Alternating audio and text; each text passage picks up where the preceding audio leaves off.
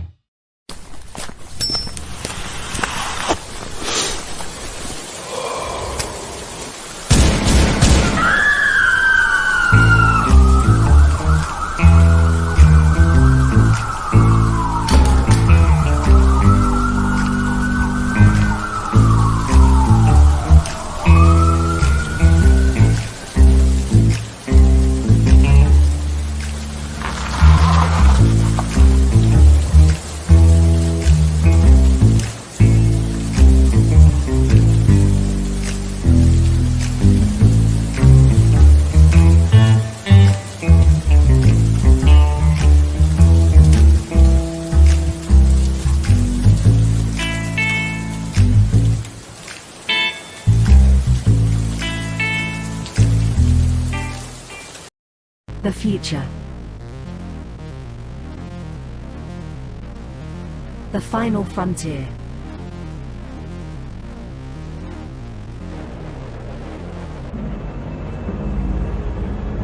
It has never been so uncertain as now.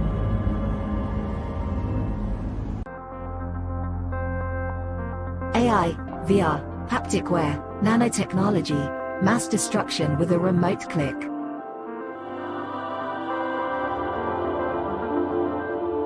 Now we are finally seeing the true potential and dangers of an ever-connected and overly policed hyper-technological world.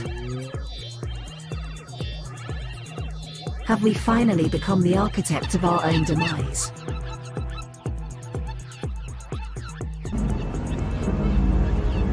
Is there still hope?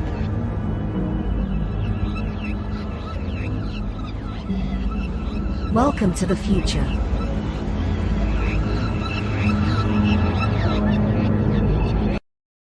Welcome to Punk Droid.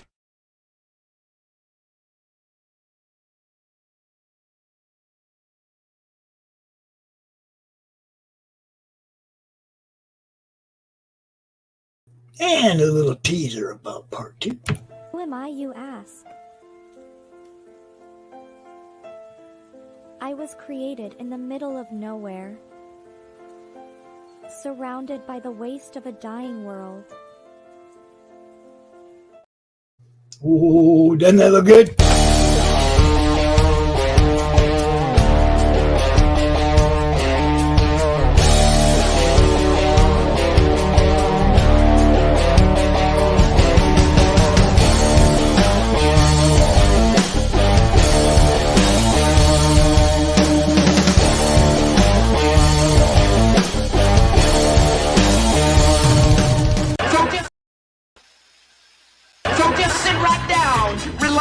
Open your ears real wide and say, "Give it to me straight, doctor, I can take it."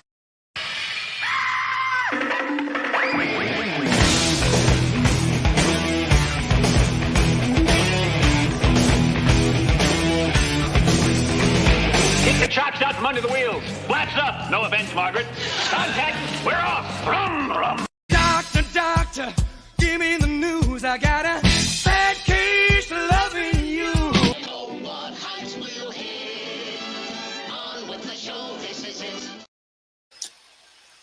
The doctor is in, baby. Let's get that thing out of my face. There we go.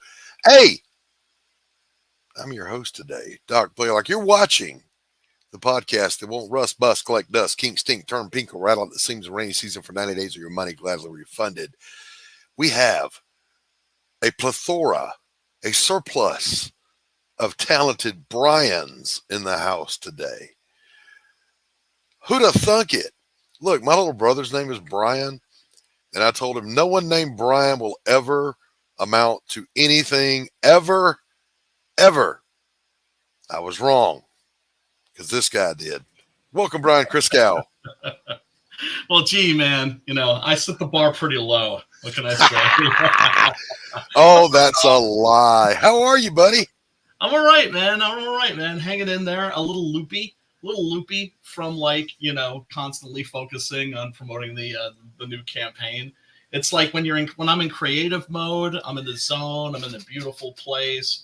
And when I am in promo mode, I am frazzled. I could not agree more. It's when you're creating your baby, it's behold what I have wrought. And then when it's time to go out and show your product, you're like, yeah, no, can somebody else do it, please? I know. Well, look, creative people aren't necessarily the best business people. This is right? true. This is we true. know this. Neither are promoters, just saying.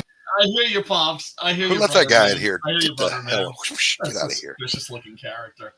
I know. Shady dude. It's like Preston Acevedo and I are planning on working on some IPs together, creating some original stuff as a team. And he's like, here's the deal though. And he's telling this to me like he's breaking it to me gently, right? He's like, I'm gonna handle the business side. And I'm just like, duh, yeah. Let me explain my response to that. Don't you threaten me with a good time. You're not scaring me one little bit. You're not scaring me one bit. Yeah, I'm blessed to have someone handling, all I got to do is make the product. So you've made a product, Brian. Now, I made a couple. Yeah, man. Let me back up for those that might not know. Why don't you give people a little 411 about what you've been up to for the last, I don't know, decade or so? Yeah, I've been doing a book called Six Gun Gorilla, Long Days of Vengeance. And it's been now I think like a 12-year journey, which just blows my mind.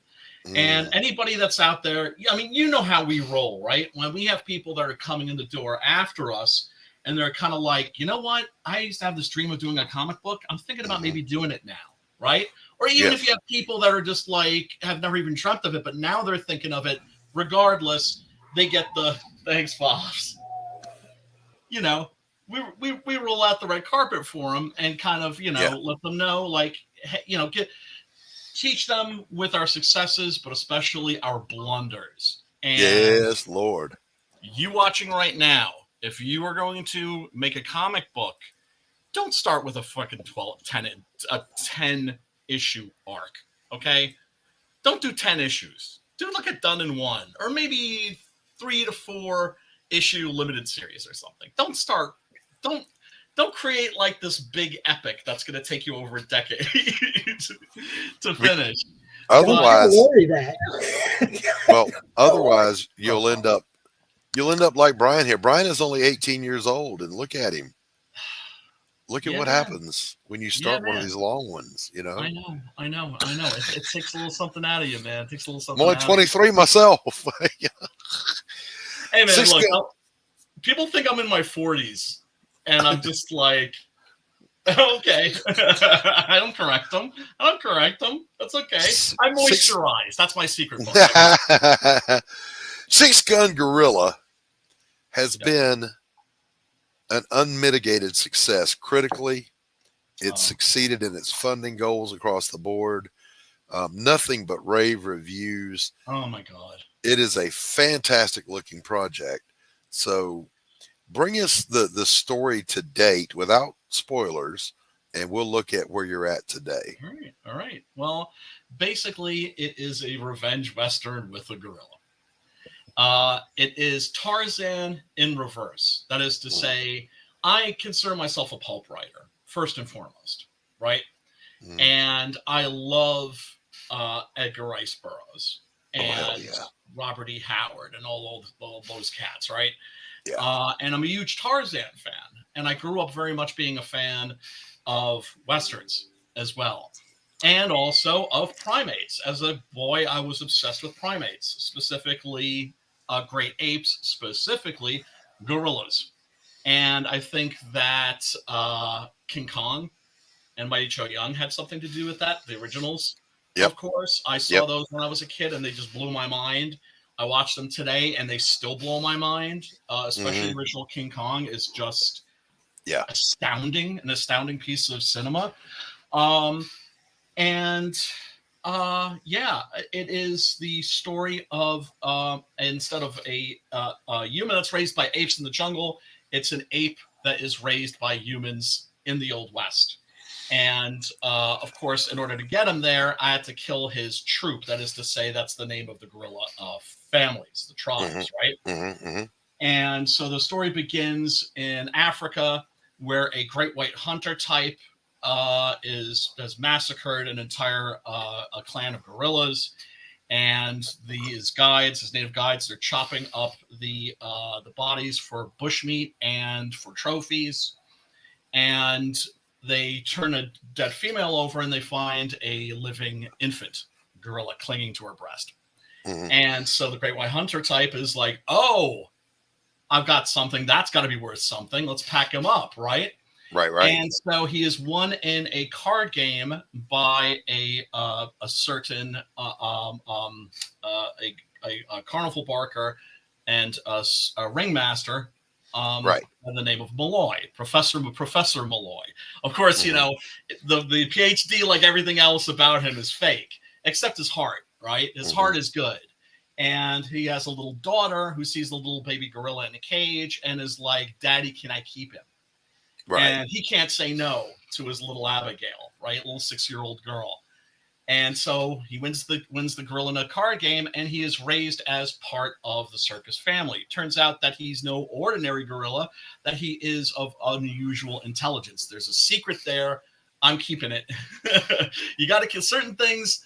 You know, the writer needs to know, the audience doesn't need to know. Right. Maybe one of these days I will reveal it. So he is treated as an equal, and being a member of the circus family, he has to have a job. He has to have something to do in the circus. Right. And he doesn't want to just, just stand there and just be a gorilla. Right. Right. And so they turn him into a trick shot artist, and they manufacture these gigantic hand cannons for him. Right. They're made by the mountains. Well, more bullshit. Right. And, oh no! Did you lose me? Did I get lost? You froze for just a second. You're with us. I police squatted? Yeah. Okay. So the circus family that he belongs to, they're in Texas. They want to stay as far away from the Civil War as possible because that's going on when the story takes place. The story begins in the last year of the Civil War. And, unfortunately, the Civil War finds its way to them in the form of a German-Italian immigrant by the name of Giuliano Schmidt, who is a Union spy. And so that ends up bringing the wrath of the bad guys down on Kumba, and that's the name of our six-gun gorilla, and his human family, and a horrendous tragedy occurs that is something that, he still carries the trauma of losing his first family. Now he's lost his second family, and he snaps. And he is a 500-pound gorilla with gigantic six-shooters. So what's he going to do? He's going to go looking for some payback. Yes, he's going to outlaw Josie Wales on their ass. Yes. And the story kind of starts out very small, and it snowballs, and it gets bigger and bigger and bigger and bigger and crazier and crazier and crazier and crazier until in our climax in issues 9 and 10. Look, I'm sorry, I couldn't write a comic about a gunslinging gorilla and not have a Zeppelin in there. Right. Right? Because I'm putting in because I think the key to writing a great comic book is to write for yourself. And I don't mean that in a navel-gazing way. Right. It's just, that's how you're going to make the best comic. Sure. And then you have to hope that other people connect with it. Yeah. Some of the best writers out there said, write what you like, write what you think is cool, because chances are someone else out there will too. Yes. And, I always tell the story about the New York Comic-Con in 2012 and how we ended up selling 400 copies, sold out on day 2. And some of that was luck, for sure. Some of it was because I think we had a great product. Right. But one of the factors was the fact that every other comic in Independence Alley was a zombie comic that year. Because it was all about The Walking Dead. I still have my pass from that as like a trophy, right? And it's got The Walking Dead on it. And I just remember looking at these fools, looking at each other and going, oh, everybody else had the same exact idea that I did. And their tables were dead. And ours was buzzing the whole time. It was overwhelming. But the sad thing is, and why I actually genuinely felt sorry for these fools, and they are fools, is because at the end of the day, they probably ended up with a comic book even they didn't like. And when you go into this, that comic, that may be all that you're left with. That may be the only thing that if it doesn't take off, that could be all you're left with. And so make sure it's something that you love. Make sure that it's from the heart. Make sure it's sincere. If somebody told me that I was a shitty writer, I'd be like, really? Oh, crap. The only thing that I refuse to be accused of is lack of sincerity. Right. I put my heart into my work. And when I hear people telling me, like, oh man, that issue, it brought me to tears. And I'm like, oh my God, my goofy gunslinger gorilla funny book is moving people to tears. Yes. Yeah, it's you talked about luck versus having a good product.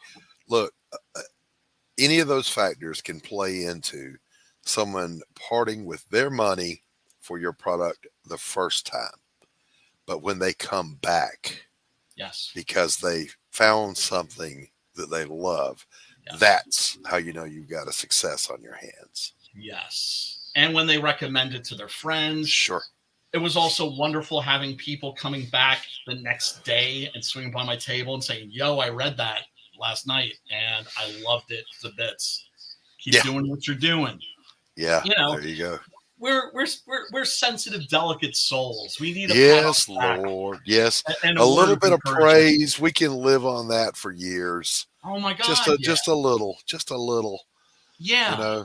And I've been so blessed because I've got like Mike Barron calling the book majestic. I've got Chuck Dixon. So, you know, he did a review where he's just like, I'm a Western purist. I don't want vampires and werewolves and gorillas all up in my Westerns. But I really like this. Yeah. He's like, it's a page turner. It's a page turner. Yeah. As you know, Joe R. Lansdale, he was the first guy to give me a glowing review. And, you know, he's, you know, been a hero of mine. And all right, since high school. And to get their approval, right, you can't help but suddenly be that 15-year-old kid that's sitting in study hall with a stack of comics again. Yeah. And like, oh my God, like really? These guys love my book? Oh, hell yeah. Yeah, and it kind of takes you back, you know, when you're hearing good things about your stuff. Somebody bought it and they liked it and they're commenting. You go back in your mind when you're sitting at the keyboard slogging away first concepts, first drafts, wondering how this is going to be received, but it's also germinating and growing, and you're getting that fire, and you're like, oh, this is good, and you just keep building, and then you hear that little bit of praise, and it makes you much braver about sitting down on that keyboard again the next time. It does, because what it told me was that I was on the right track. Yeah, you got something here. I got something, and as an act of faith, you know, it's funny because. You know, I sent Preston the scripts for issues 9 and 10 and discovered that, oh my God, like these are a mess. Why are they a mess? It's because I wrote them 10 years ago. Because I sat down and I wrote all 10 issues. And that was an act of faith. I was like, damn it, I'm going to write all 10 issues. Why? Because all 10 issues are getting made. Yes. And so now, of course, you know, the scripts are from 10 years ago. I hope I'm a much better writer now. Sure. So that I go over them and clean them up and change this and that and everything. Yeah. And what can I say? You know, I've been so lucky to be working with the people that I've been working with. I want to circle around, not back, but around to that here in just a minute. Let's take a look at a little something here real quick.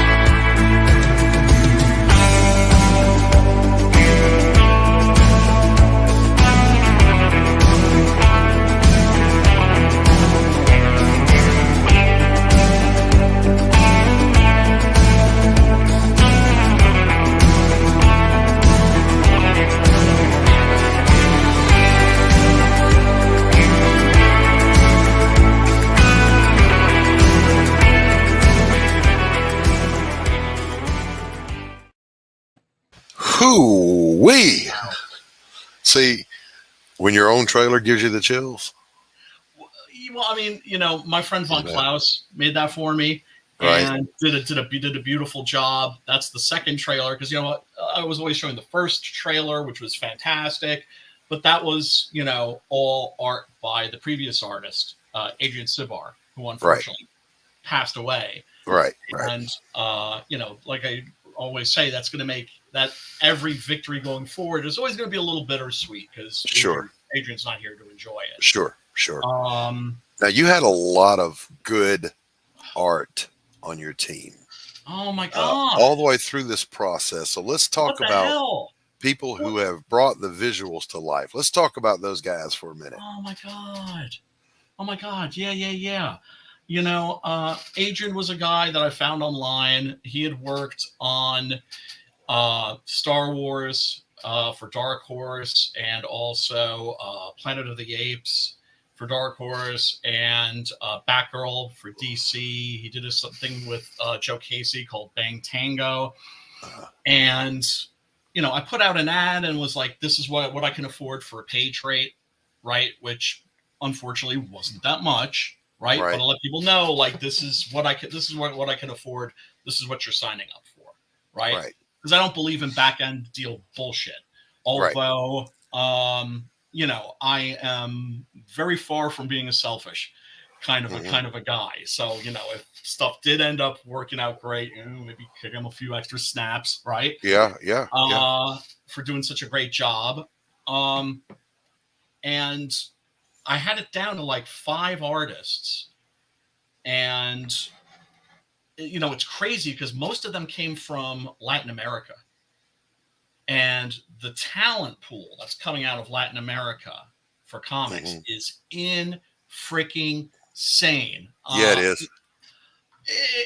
I mean, you know, when I met Adrian at the 2012 New York Comic Con, you know, after I gave him a big hug and everything, because I'm a hugger. Be forewarned, people, if you meet me at a convention. I'm a hugger, but I'm not a groper. I don't go below the waist. Right. So, Right. Okay. Well, I mean, there was that one time, Brian, but I was okay with it. Yeah. As you know, as a little ass grab between friends, you know. Things happen. You know what I mean? You know how the parties get. But I asked him, I was like, what is it? Is there something in the water there? Right? Like, where are all these great artists coming from? And they really do cherish comics as an artistic medium. Here in America, there's still very much, you know, you see American comic book art, it's almost all inspired by Japanese comic book art. And I'm not slamming Japanese comic books and animation by any stretch of the imagination. Their stuff is dope. It always has been, right? But it gets a little tired always seeing that same influence, right? Yep. I'm always hoping that Americans will discover French comics now. Like they've discovered. Or discover their own roots back in the golden age and the silver age, you know? That would be...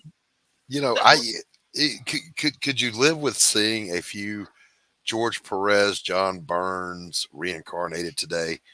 Aaron Lopresti is a great example of that. Yes. He's carrying on that tradition, and I think we need more of that. We need more of that. I agree. And the thing is it doesn't have to be retro, right? Like you look at Jack Kirby stuff, and as much as I love Jack Kirby, it is dated. Yep. Right? And that's not a diss. Right. It just is, right? It was dated in the 70s. Like when he was working for Marvel and doing Machine Man and that sort of thing. And I love me some Machine Man. Right. Even and Commandy and all that stuff.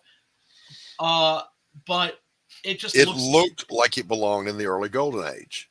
Yes. And I get that. But I think, you know, a young, just starting out George Perez or John Byrne today could pick up any intellectual property with their abilities, with their talent, and kill it. And just kill it. But let's talk about who else has contributed on this, because I did have the privilege of watching one of the covers being born by John Dillard. Yes. And it was amazing. I know. I always love to bust his chops because he is a master chop buster, and I appreciate a master chop buster. Yes. But yeah, Dillard is a major talent. When I ask an artist for a cover, what I usually like to do is tell them I've got ideas, but you do you, boo. Right. I just want just a cool cover, whatever you really feel like doing. But I did suggest, and it was just a suggestion, like maybe, Gorilla plus Zeppelin equals awesome. Right. Right? Because the thing is, all through this series, the Zeppelin was like, a surprise that I was just waiting on to spring on people. And it appears in issue 8. And so now the cat's out of the bag. You can go crazy with like the Zeppelin covers. Sure. And he gave me this absolutely beautiful cover. It's being sold now as an exclusive, as a funmycomic.com exclusive for the Volume 2 trade paperback. Nice. And I'm also probably going to include that as a print as well, because this is the current. What a great poster that would make, Brian. Come on. Right? What a great poster. I want that on my wall. I know. I was watching him make that thing. And it's not that the others aren't amazing, because they are. They are. But I was watching this one being born. We were backstage hanging out, and he's working on it. Yeah. And I got such a vibe from all those old pulp movies. The Rocketeer, the climax of the movie, The Rocketeer. All of that was just, I was like, I need this hanging on my wall back here. I know. I need that. Too. I know. So, yeah. So maybe, I don't know, maybe get with Dark Gift about making it one of these satin posters that never tear. Ooh. They last forever. Those are kind of bitching cool. Yeah. Yeah. And believe me, I would buy one from you. But anyway, you got John Dillard, and who else has contributed on this thing artistically with the Preston Acevedo, of course, has done the interiors. The cover for issue number 10 is by my good friend Simon Poitier. I'm a big fan of the Italian westerns in particular, although I love obviously the John Ford movies, the Howard Hawks, right? I love there's great westerns since there's been westerns. Yes. But I have a little bit of a special affection for the spaghettis. Yes. And I have a folder that's full of files, pictures of spaghetti western posters, which back in the day weren't photoshopped pieces of crap like they are nowadays. They were these beautiful paintings. Yes, they were. And they were amazing. Incredible, right? Yeah. And so I showed him the one from Day of Anger with Lee Van Cleef and Giuliano Jama. And he was like, of it. Yeah. Right? Where Lee Van Cleef looks like this giant that's looming over the town with guns blazing and bodies are dropping in the street. And he did an absolutely beautiful cover for me. Yeah. Matt Slay also did a really beautiful piece. That's going to be offered at some point as a variant cover, because I was going to do it just as a print. Nice. But I think it needs to be a variant cover as well. I'm not a big guy with the variant covers. Right. I know you're not, but still, when you've got this embarrassment of riches, yes, it's exactly it's a crime not to put it out there. It's got to happen. It's got to. I know. And Matt made this beautiful, beautiful, beautiful piece. And I'm like, well, I'll make it like, the cover of issue 10. And I thought, no, I think maybe the Sim cover would be better for issue 10. And so I made it as a print, but I think it also needs to be on a book. Listen, you got to listen, Brian. So as soon as you're done here, you hit up Anthony Romano, talk to him about getting some of these satins done. They're 24 by 36. They're movie posters, but they don't tear. They'll last forever. Right. Get with him. Get some of those made, man. Hey, do me a favor, Brian, as we're talking. Pull up your campaign and share your screen with me. You got it. Because I've only got the one working monitor at the moment, and I can't navigate back and forth. No worries, Boomer. No worries, Boomer. Yeah, shut up. Hey, man, look, I'd be lost without my millennial friends. Yeah, right? Yeah. My wife is my tech genius. If she can't figure it out, it can't be figured out. I was going to tell you while you're doing that. I have a friend of mine whose mother worked for TBS, for Ted Turner. And and was working for him when he bought all those back catalogs of those old movies. And in the headquarters building for Turner Broadcasting was this huge archive of the original movie posters, every one of them they could get their hands on. And I'm talking about, I saw the original movie poster for Casablanca. I saw the original movie poster for Gone with the Wind. I've seen just all of these great ones. And of course, you couldn't touch them, but of course, I was just blown away by the artistry on these things. They're beautiful, right? They are. They are. Yup. Because in Midtown Comics, this is a total non sequitur. In Midtown Comics in Manhattan, there's a poster, and it is huge, right? Landscape style, right? For Bride of Frankenstein. Oh. And it's got Karloff with Elsa Lanchester, and she's got like, I think, a bridal veil, and she's got the the bouquet of flowers, and he's like dipping her. Right? That thing's worth $1 million. Easily $1 million. Wow. Easily. And they ain't selling it. No doubt. Right? Because that thing's just sitting there, and it's magnifique. It's so beautiful. If I had a few mil to spare, Brian. Oh yeah. If I had a few mil to spare, go ahead and share that link with me, or share your screen, and we'll take a quick look through this campaign. Things just are loaded. My interwebs is slow. You're letting your hair grow out, Brian. A little bit. Give me thinking about considering a skullet, maybe. No. Every time I have thought about doing that, as soon as it gets to that stage where right here it starts sticking up a little bit, I'm like, I can't stand it. I know. I am due. Trust me. I am overdue. I was actually just thinking about that today. Yeah, it's like getting a little bit of an ape drape back there. A little bit of. An okay. I did decide to grow the beard back out a little bit. So the wife said, your face is less interesting without the beard. So I didn't know how to take that, so I thought I better grow the beard back. Dude. They're the ones that have to look at us. That's right. That's why I've always been, with like bless their heart. I'm just like, well, do you want my hair long? Do you want it short?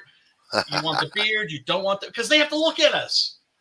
Yeah, right? Correct. And I just look baby-faced without the beard. I always have. And it's just like some guys need beards. Yes. All right. Stashes very rarely, you know what I mean? Somebody like Sam Elliott or a David Niven, gotta have the stash. Yeah. All right, so we're at 19 backers, $886, already 177% funded. Not to sound like a recent debater. Oh boy, wasn't that fun? But here we can kind of take a nice look through. We've already talked about the art teams and the art, so let's talk about the tiers over here on the right. All right. Well, first up is the Volume 2 graphic novel / trade paperback. Right. Beautiful cover here by, of course, my man, Preston Acevedo. Yep. Always delivers just absolutely astonishing work. It's funny because, there's two Prestons for me. There's Preston, my friend, and then there's Preston Acevedo, the artist. Right. And Preston, my friend, is just boy. And then there's the artist, and it's in awe of. Yes. Right? I'm just like, I know this guy. Actual hell. I get to work with this guy. Yeah, exactly. Yeah. For real. Yeah. And a hell of a nice guy too. He's a gentleman. Yeah. He really is. He would laugh at me saying that, but it's the truth. He's a gentleman in every way that counts. Yeah. I'm not talking about etiquette. I'm talking about strength of character. Yes. And delivers what he promises. He's a considerate soul. He's going to do his best for you. Yes. Always. You'll never get half-ass out of him. No way. and he is leveling up. And I've had, since I've known him, he's leveled up. Sure.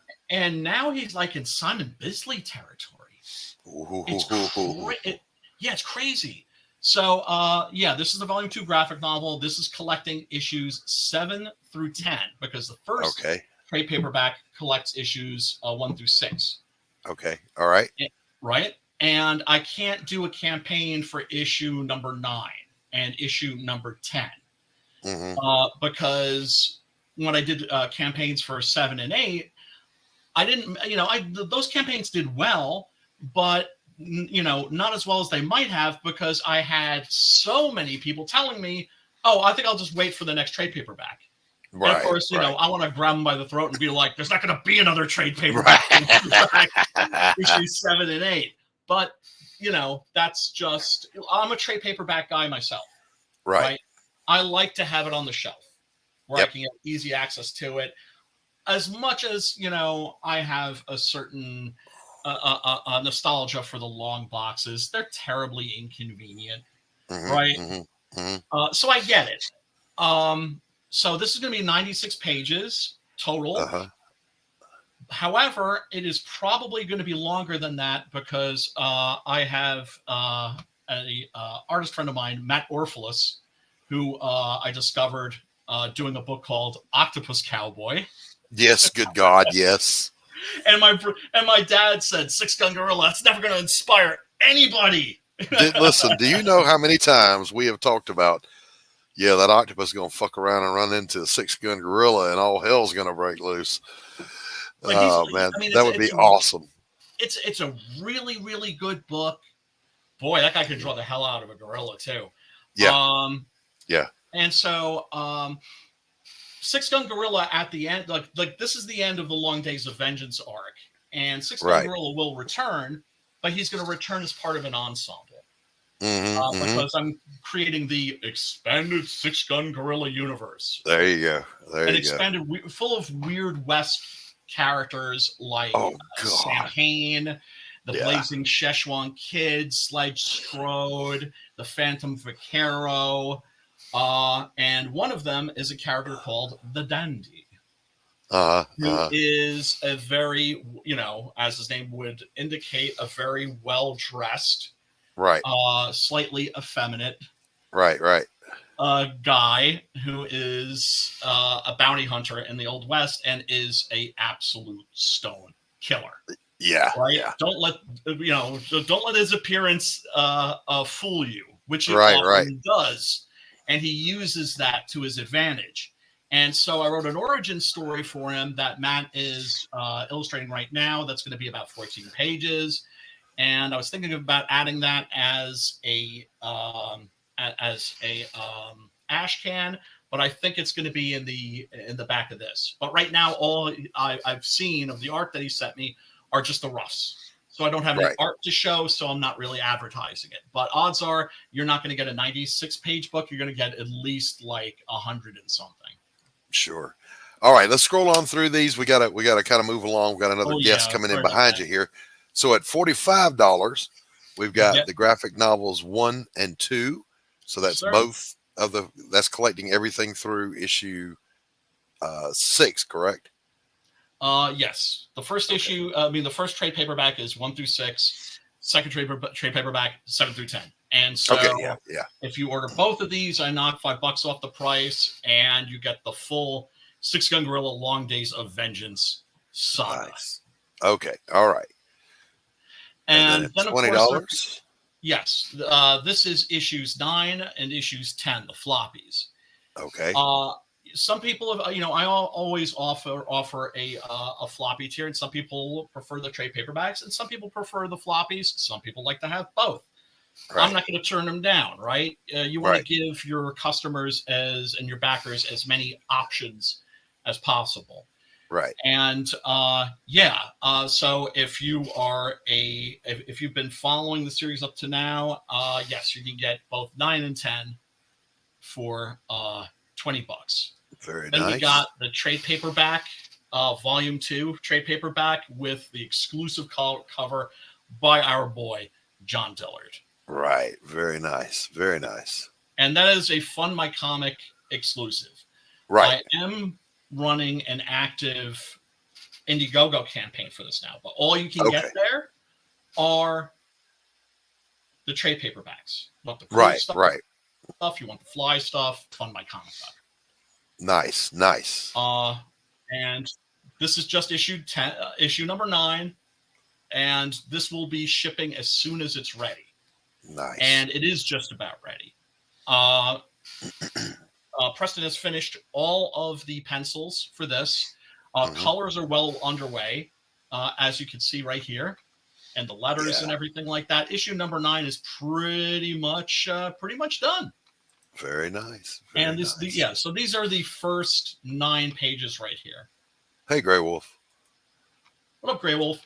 Looking good, man. As always. I mean, I don't expect anything less than just a great looking product and a great read out of you, Brian. I mean, thanks, Brian Christgau does not deliver garbage, boys and girls. He delivers. Well, look, the most important thing in this process is you have to deliver a quality product. Yep. That's what's going to keep people coming back. Right. For more. And I'm very, very, very fortunate that people like my stuff. There's a floppy pack for $85. Oh, and then of course there is the 3D printed figurine for $45. And this is not a piece of junk. This was printed by my boy Simon Simboitier, and I have a feeling that he is going to be making these for a lot of people. Because look at that. I mean, look, there's no lines. Right.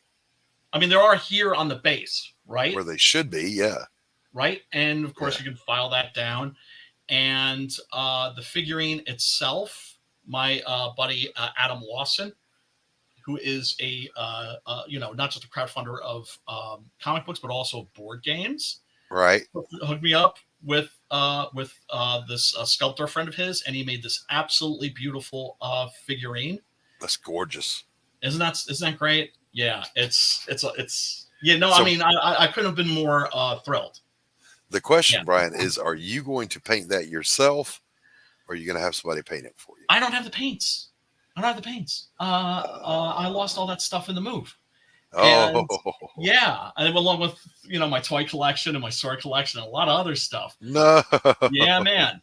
Ouch. Well, I mean, look, my mom broke the number 1 rule in America: don't get sick, and so I got felted and taking care of her. Right, you would do it all over again, of course. But lost everything, and this is a beautiful figurine, and it's important for your name to be associated with quality. Absolutely right. If not, you are in trouble, son. And down here, you've got every order is going to come with this wanted poster, this beautiful illustration by my friend Adrian Sibar.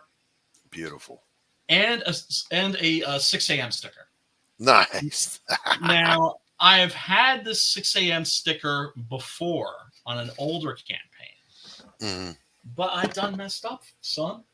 Look how tiny that is. You don't want a tiny sticker. We need bigger.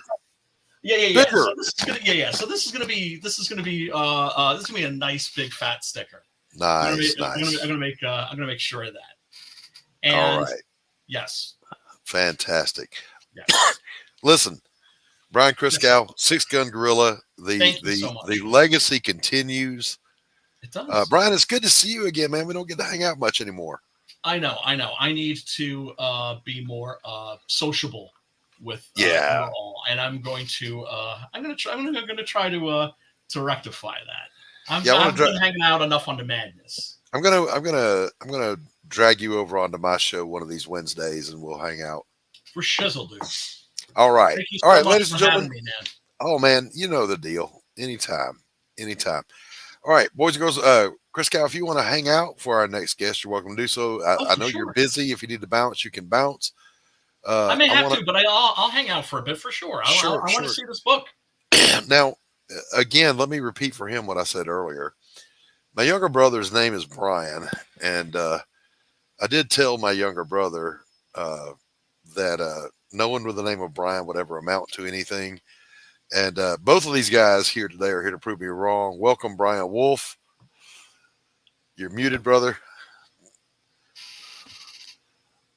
Unmute yourself. What up, Herr Wolf? Yeah. There we are. Of course. Herr Wolf, welcome, welcome. So, Christgau, Wolf, Christgau. Hello. A pleasure to meet you, sir. Pleasure to meet you. Your what a book good, looks great. What a good name that is, Wolf Christgau. Well, I was always mad at my parents for not giving me like a really ethnic German name, like Wolfgang. Wolfgang Christgau. Yeah, let's poor, but whatever. They gave me an Irish name for some reason, but it's all good. Now, Mr. Wolf. Yes, sir. But before we start this little interview thing here, I want to tell you, we were looking through some of the campaigns that are running, and I came across yours, and we were talking about it. I'm like, I like every damn thing about this. I appreciate it. So before we dive into that campaign, there's two things. One is, Brian, go ahead, Christgau, hit stop sharing for me so I can free up that slot. Oh, I'm sorry. No worries. And Brian Wolf, I'm operating at a deficit on my monitors. So if you want to share your, open your campaign and share your screen, we can do that. But before we dive into your campaign, let's let people get to know you a little bit. Who are you? And tell people who you are and what you do. My name's Brian Wolf. I live in Orlando, Florida, just north of it. I'm a sole comic book creator. I write, I do the art. I've taught myself every little part of it just so I could tell these stories, that I keep racking up in my head and putting down on paper.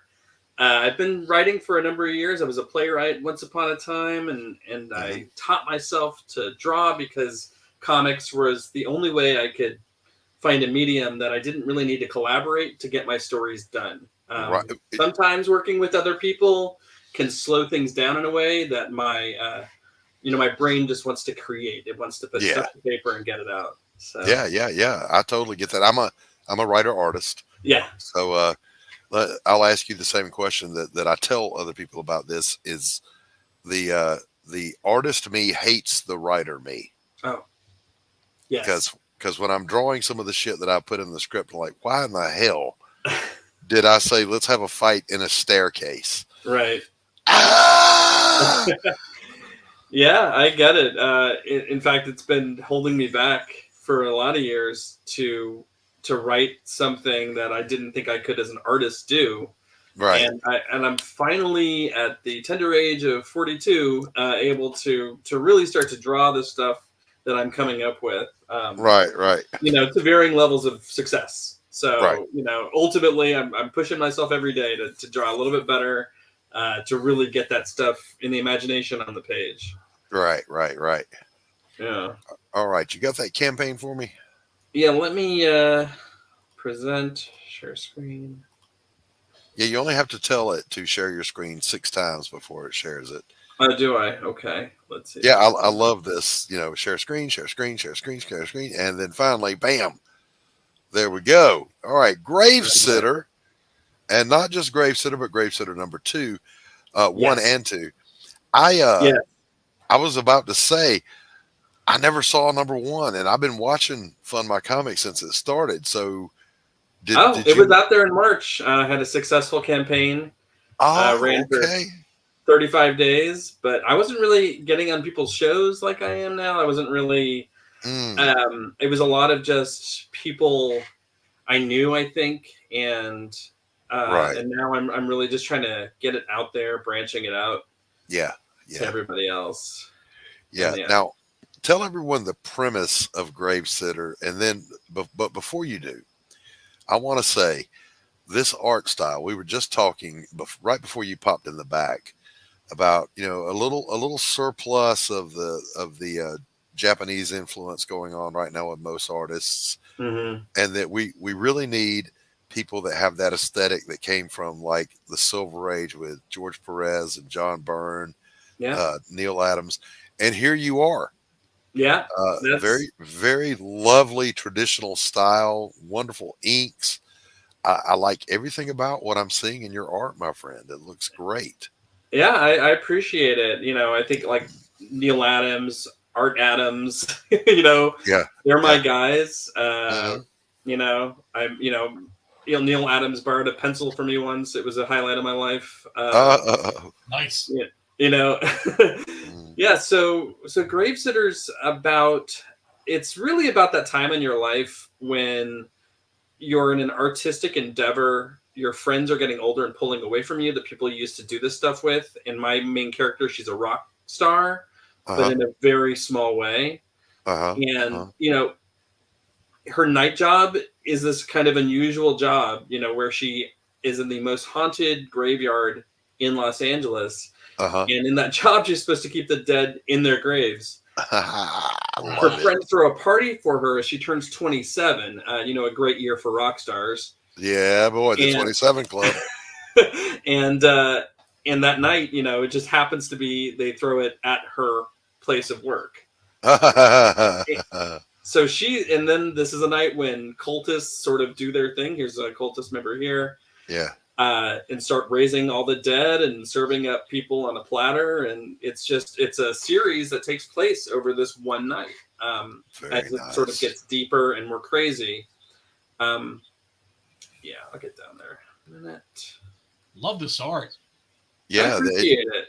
Is this not what we were just saying, Christgau? This is exactly what we were just talking about. Yeah. Yeah, so Gravesitter 2, yeah, this is and I love that you're playing with the 27 Club. My son is an epic guitar player. And of course he's 33 now, but he was like back in the day, he goes, Daddy, I'm gonna be in the 27 Club. I just know it. I'm like, no, you're not. No, you're not. I didn't know that was a thing. The 27 Club. Yeah. A lot of famous musicians have kicked it at 27. Yeah. Oh, okay. Randy Rhoads, right. Jimi Hendrix, Janis Joplin. That's right. A lot of them. Yeah. And it's and really, and that's just a part of it. I mean, to me, it's really about it's like a slice of life thing for me, but with zombies and vampires and mummies and banshees, and it just goes crazy from there. So each issue is kind of goes deeper into not only her relationship with her friends, but also into this mystery that's unfolding over the night. Okay, so I have questions. Yes. Okay. Does she like, because she's working at this one cemetery, even though it's large, it's haunted, does she like know these zombies or ghosts by name? She has a binder that her uncle, who was the previous caretaker and is her boss essentially, has kind of put together for her, and that's what she works off of. Just imagine any job 9 to 5 where you just have to clock in. That's her job. Yeah. So she's putting out fires. Now, are these when they come out of the graves, are they zombies or ghosts? Some are, mostly it's the undead. I do later on sort of play with more like ethereal things, but as it starts, it's zombies, it's ghouls, it's And is it bonk? Get back in your grave. You're supposed to be dead. Some things you have to deal with different ways. So I gave her this weapon, I was inspired I was just drawing one day and I kind of drew this shovel and I was like, it could be kind of an axe and then it could be kind of a thing. And that's sort of like the aesthetic of it. Right. Yeah. And I was inspired by this Italian horror film called Cemetery Man. Della Morte. Yes. Yes, that's the one. Yes. Where this guy has this unusual job, where the dead just come back in this graveyard, and then just sort of my wish to write a story about, people that I know in like a music scene and kind of what that life is like, and then kind of put it all together. That's awesome. That is truly awesome. What a great idea. What fun it is. Walk folks through the campaign here and show them what they can get. Yes. So I don't offer a ton of stuff the way some people do, but I do believe I've got great rewards. So yeah, he'll start here. So obviously we all have our PDF. I've got my bundle with the first and the second. And then you could buy the physical Number 2, you can bundle the number 2, which is some people have been doing here, as you can see. All right, so wait, buying number 2, $10. Yeah. And how many pages is the book? It's 22 pages for both books, but they both have a backup story, and I'll get to the backup story in a second. Okay, all right. Yeah, so you could buy you can see there's a price break, right? So it goes 10, then you could, for basically $8 each, you get the second one. Right. Then you can even throw in, I got little stickers here. You can see, got a little anime inspired one, original cover, and here's a guy that he's focused in my backup story. I'll show you that in a second. You get your bundle with the stickers. Okay, now I am selling original art pages for it. I've had a few people in the last book took me up on it. I might need to add those images I'm looking at now, but let's see. And then further down here, now this was a popular one, this cameo. So I'll draw you in to the book. Nice. In the first book, they were all victims. So, I basically drew you in a Halloween costume. People sent me a picture of their Halloween costume. Some people had ideas of how they wanted to get murdered. Right. I did my best. I had 10 people that time. Oh, dude. That's a lot. It was intense. What is it about drawing tears? People love to get murdered. Yeah. Not just murdered, but very specific requests. Yes. Like spectacular fashion. Yeah. Can you lower a blender over my head really slowly? So for the second one, I'm offering not just to be murdered, but to come back and be an undead as well. Right. So I actually have people returning that were murdered in the first one. They're coming back, and they're going to be zombies further on in this backup story that I'm writing. So I had 3 pages. I'll have 3 pages here again. It should continue throughout the book. And I did have this exclusive poster. It is now no longer exclusive. I mean, nobody can get it anymore, but I had a few backers for that. Nice. And that is, so those are my rewards. I'm blessed that I've already reached my campaign goal. Fantastic. At this point, hell yeah. At this point, I'm just trying to cast it out as far as it'll go. I'm trying to get to conventions. I'm kind of just starting my comic journey, even though I've kind of been in and out of it for the last 20 years. I'm really just kind of now starting it in earnest. Yeah, you've definitely made a splash here with this. I appreciate it. Great looking project. I like the premise. Go ahead, Christgau. Oh, he froze up again. I hate it when that happens. Yeah, I got really creative with some of the things I was doing. Trying to start off. Look at. I don't know if you saw this VHS inspired cover. I love it. Oh yeah, so I might do that as an exclusive print. I don't know yet. I just really wanted to have it. That's great. I love it. Yeah, I love it. Badass, man. I love it. I might in the future for a future comic, literally put sleeves of that in a VHS tape and put a little cartoon on a VHS if possible. Here's my little cartoon I made. Wouldn't it be great if I may steal this idea, either CD cases or all VHS cases?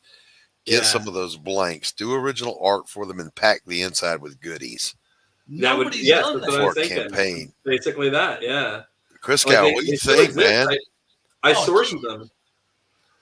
That would be fucking epic. That would be amazing. And nobody's done that either. I'm doing it on the next pariah. Damn it, I'm doing it. I didn't think about it until I drew that picture, but then I thought of it. I was like, oh, I love this animation here. Yeah, I hand drew it. It took me too long. What? Animation is slow? You told me that. I also love her weapon. That's the first time I ever animated. Yes, I do too. This the shovel / spear / axe. Yes. Great design, great idea. It breaks apart. It has a chain in the center, so she can bind the things as well. Get out of here! I love it. I try to think of everything. Yeah, boy. Oh wow! I love it. I love it. This looks like a whole heck of a lot of fun. I'm backing it for sure. Oh yeah, yeah. Yeah, give me this, man. Yeah, damn it. Both of you guys are just eating into my wallet right now. Yeah, I Both have. of you guys, get out of my wallet. A bastard. I have 5 issues drawn already. So it's a matter of. Hail, Stephen B. I'll get it out there eventually. I hopefully by the end of October, I'll have most of it out. Fantastic. What a great time to bring it all out, too. People start getting it around Halloween. Yeah. Yeah, boy. That's awesome. That is awesome. I love it. I love everything about this. Brian, where you been hiding? I was raising a family. Yeah. Yeah. Fortunately, my kids are all out of the nest, and the wife wishes I would leave the nest, so she's happy that I self-banish into my studio all day. So I wrote some books in 2011, and then I wasn't really even drawing my own thing, and then my daughter was born in 2017, and I just raised her, and then she went to kindergarten, and I was like, okay, she's on the school bus, and I'm just gonna. Yeah, there you go. And it's my full-time thing, so I'm always looking for any opportunities too. Yeah. Definitely. Wow, this is good stuff. I'm glad to know you, Mr. Wolf. We'll have you out on my Wednesday show too, and take another look through where we can spend more time. Yeah. Looking at your campaign and looking at your product and digging into your brain. Where are we going next? What's next for you? What's next for these characters? This is really good stuff. Yeah. Let me play a sponsor's ad here in a minute, and then we'll kind of slow down on the shilling and just talk a little bit here. All right. Got to play a couple of things. Christgau, yes. There's a rumor that I'm working on something new now.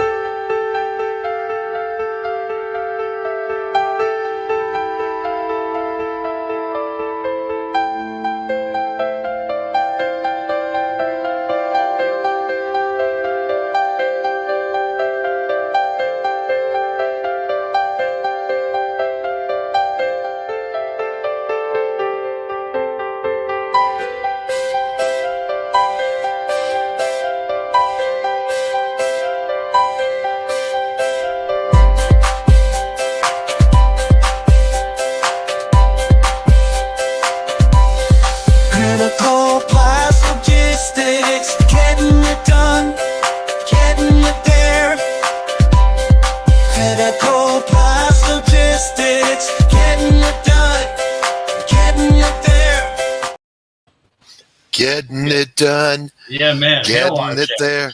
Hail RJ. Listen. There are some people who are just legends in their own time, and RJ is one of them. For sure. Critical Blast. Yeah, man. God, he's good at. He found a niche. He sure did. He is the fulfillment guy. Yep. He is that guy, but he's also a publisher. Did you guys know that? Yep. He's doing publishing now and killing it. Yeah, and an accomplished writer and an all-around nice guy. Nice guy. Yep. Another pulp guy. He wrote a couple of the Destroyer novels, I believe, right? I think so. Williams, yeah. I was going to tell you, Brian Christgau. Yes, sir. I can't just say Brian. No, obviously. I did because no Brian will ever amount to anything. Oh, my brother's going to make me eat crow now. I was doing a novella with the Damn Dirty Thing campaign. And I was frustrated because Google kept telling me that at my current word count, I was sitting at around 65 pages. I'm like, that can't be. I've done books before. I know where I should be. And I got frustrated. And the other day, as I was wrapping it up, I'm writing the very last scene. I looked at my word count and I went over to the print site and formatted, just did a couple of different formats. And I'm at like 110 pages. So that's where I wanted to be. I was like, oh, thank God. So boys and girls, if you're watching and you have already backed A Damn Dirty Thing and you've got the novella, yeah, you're going to have, that's at least good 2 shits in the bathroom worth of reading. All right. Always keep it classy, brother. Always keep it classy. That's right. That's not a 1 dumper. That's a 2 dumper is what that is. Oh my God. Oh, you're bad boy. Christgau, I wanted to ask you. Sure. I know you've had Acevedo, and please, I can't remember the first guy's name that passed away. What was his name? Adrian Silar. Yeah, and you've had John Dillard. Has anyone else done work for you visually on Six Gun? Oh man, I mean, I've had a bunch of different different cover artists. Yeah, Matt Slay did one. Shelby Robertson. Shelby, yeah. God, who like I'm trying to. Yeah, I'm not trying to put you on the spot. Everybody. I was just Wes Huffer. Who are some of the other folks? Yeah, no, I mean, I've had a bunch of people. Oh, Kanan White. Kanan White. That's wow. The reason I ask is, we're as we're all 3 creators sitting here talking. Pops is a promoter and he does a good show and he does a good interview. But I'm a fellow creator, so all those questions go around in my head. I need to see a Six Gun Gorilla and Cowboy Octopus crossover. That needs to happen. It could happen. That needs to happen, at least on a poster or something. There's gonna be a Six Gun Gorilla Man-Dog crossover. Man-Dog from the Cartindals. Oh God. Yeah, because the boys from 6x6. Take my money. Take my money. Yeah, that's gonna be something. Now, Brian Wolf, if you could cross over with someone here in the Indies, who would you like to cross over your property with? Oh boy. I've met so many people the last few weeks doing this thing. I tell you that. Yeah. I mean, it's been amazing seeing all the work out there, and I had no idea the depth of independent publishing right now. Right. Right. I had no idea. I'm a Wednesday warrior, like if it's not on the shelf, I don't know. Right. I was surprised. And I'm not a social media guy, so it was like I just discovered a new world. There's this book Alma. It's got a Kickstarter right now. John Holland. Yeah, she'd be great. she's an old Buffy the Vampire Slayer essentially. It could work. There's a few others. You've got Laurie Calcaterra doing Path of the Pale Rider. First of all, get on her show. She does a great show every Tuesday. I was on a show with her. Okay, all right. So she's got a good zombie story going on. Somebody broke death, and the dead won't even get in their graves. Well, they're not zombies because they've got their capacities. That's until they rot completely away. Right. Yeah, right. Just because they're back, just because they're not dying, doesn't mean that they're. But what I was going to say about that though is, Laurie is a disturbed individual. Okay, clearly, no question about it, and she'll tell you that her brain goes to the weirdest places in making this IP. Like she wanted a pinup of like an undead hooker, who doesn't take into account that she's gross. Yeah. Very specific type for that one, I think. Yeah. But I guess my question is, all of us have to be a little disturbed to do what we do, to tell these stories. How disturbed are you, Brian? How weird do things get in Gravesitter? Just I rise a line at PG-13. Okay. So I'm like, although I can get into like Reanimator is probably my favorite horror movie. Oh, that one fucked me up when I was young. I couldn't make that movie. I couldn't put a girl there to have the things that right. So right. Let's say like I'm definitely character first. So yeah. It would have to make a lot of sense for the characters. Yeah. And it doesn't. Really we don't have to go into R-rated skin or any of that stuff to get bizarre. Yeah. I mean, a fucking gorilla with 6 guns is bizarre. I guess it's all bizarre then. Yeah. Yeah, I don't know. I don't know what's bizarre to me is not bizarre to somebody else. Yeah. In my head, Brian, when I first saw your project before I knew you were coming on the show here today, I was like, I wonder, does she have one that just won't stay in that grave but doesn't really want to get up to mischief, so that she just comes and hangs out with Gravesitter on her lunch break? Yeah, that does not happen in the story. They're all mindless beasts. I think Hellboy is one of my favorite books. It's the way that he approaches his job. Yeah. That's the way he approaches her job. Yeah. Right. Yep. Right. It's just a working stiff. Yeah, that's how it would be. So you after the first few days, you're just like, whatever. You've seen it all, Now, you said though that she kind of inherited the job from who's her boss now, her uncle. Yeah. Are we going to have a little flashback into his world or any of his adventures? I do have flashbacks. His sort of story does get revealed, and it's interesting. And I don't want to give anything away, but okay, yeah, no spoilers. No spoilers. Think Mike from Breaking Bad. Yeah, and that's the character. Oh, I love it. He looks like him too. Okay, all right, So, all right. That's like that's who I could see doing this job for real. Is that competency? Yeah. And sort of gruff demeanor. Yeah. I just had somebody commission me to design a character that was based on that guy's look for their book. A guy called the Director. He's like, it was Rex. Rex Christian, Momentum Comics. He wanted a character that's kind of the Nick Fury of his world, but based kind of on how Mike looked in Breaking Bad. I'm like, yeah, I can do that easy. What a face. Yeah, that face, man. Come on.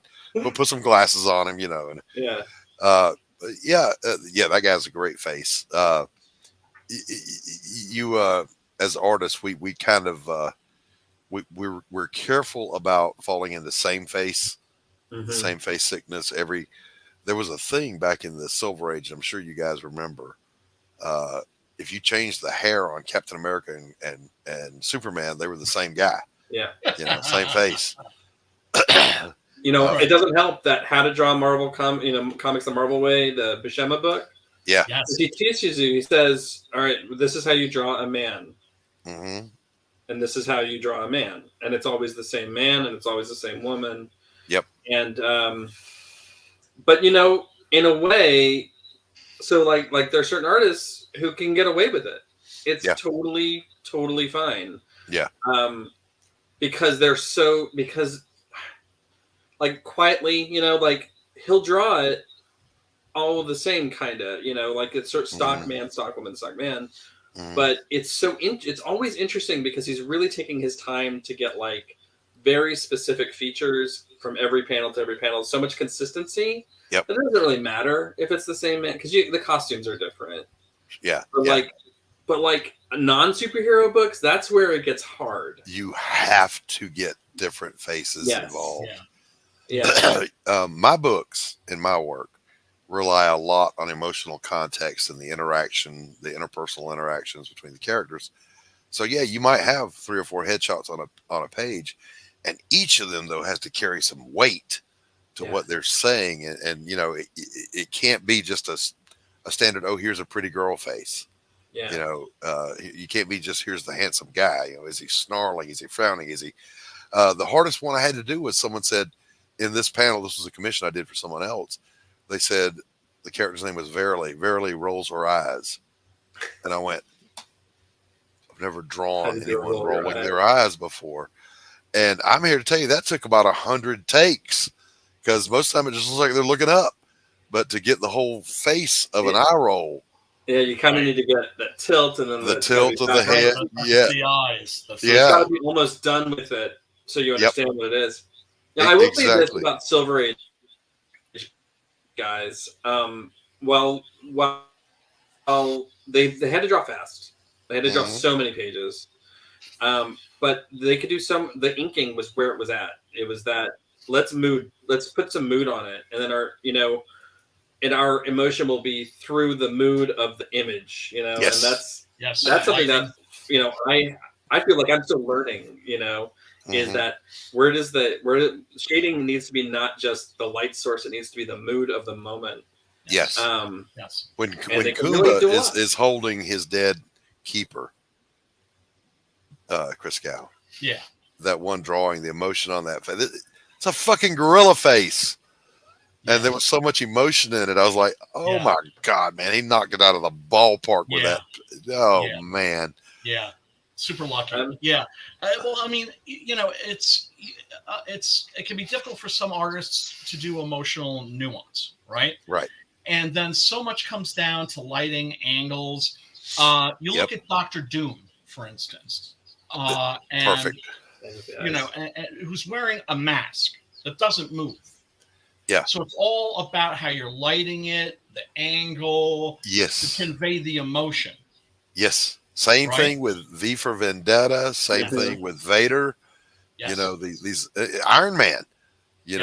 How do you draw a surprised expression on Iron Man's face? Well, they did it. Right. I'm reminded of a classic French horror film, and there aren't that many. Right. Called Les Yeux Sans Visage, The Eyes Without a Face. Yes. And in it, the actress Edith Scobb performs without a face. She does the entire performance with a mask, and she only has her eyes. Yes. And it's an incredibly nuanced performance. Yes. Yeah, that line, by the way, is sung in the background of Billy Idol's song "Eyes Without a Face." Les Visage Sans, whatever you just the girl in the background. That's what she's singing. The girl in the background, when you hear that wispy voice behind him, that's what she's saying. I did not know that. Oh, layers upon layers here on the Monday Madness, boys and girls. You won't get this kind of commentary anywhere else. Emotion is very important. Emotion is very important, and you just hope. I'm not an artist. Any comic book writer that's going to be honest with you is going to tell you the reason why we write comics is because we can't draw them. But we all have stories to tell. Well, we all have stories to tell, and also, as my boy Preston likes to say, when you're working when you've got a comic book writer and an artist, you've got two storytellers. Exactly right. And so you're relying on your artist to deliver that. Yes. Yeah. There are pages like if I was writing for another artist, I would be very free and open on this, but maybe in this one panel, I've got to have this facial expression. This is the anchor to the whole scene. So here's what I want. Yes. That has to happen. There's a scene in the first Pariah book where Elizabeth, who's been through her nightmare, gets an unwanted touch and it snaps her. And so I had to have that look on her face of how fucking dare you put your hands on me, disgust and anger all in one. Probably took me the better part of 2 weeks to draw that one face shot and get it just right. Because it's the anchor really of the whole damn book. Book 2 doesn't happen if she doesn't have this moment. Right. So I've got to make that happen in that one face. And thank God I think I did. But if I hadn't, I swear I would have farmed just that one panel out. I came close. I got this on my wall, right? From my boy Preston. Hold on. And this was an incredibly important moment. Now, anger is a really easy emotion to convey for actors, right? But this wasn't just anger. This was like, I'm going to fucking kill you. Yes. This is outraged anger. Well, I mean, just like, I am going to tear you limb from limb. Yeah. And Koepp not that kind of a guy. Yeah, exactly. But he has, but he has that in him. And then I also after that needed a shot of him looking just sorrowful, right? Where suddenly anger just drains out of him, and he's not pissed off anymore. He just feels a sense of loss and the senselessness, that bereavement. Yeah, violence. Yeah, right? yeah, and Preston delivered that. Yeah. So at least Preston is good, by the way, on faces and emotional content. He's good at it. He's good at it. Fantastic. Dillard is really good at it too. Oh my God. I mean, some of his buckler stuff. Yeah, but don't say that too many times. He's already got a big head. Oh yeah, no, that's right. Yeah, I'm sorry. Yeah, Dillard. You suck, Dillard. Screw you, Dillard. Yeah, man. Love you, bro. Crayon drawings. Gave him good money to make me a cover. It's like he gave it to his daughter, and she just made it. No, we don't go that far now. Come on. So once again, Brian, your campaign is over on the Kickstarter. Brian Wolf is over on Kickstarter. That's Gravesitter. If you haven't yet, get over there and give it a look.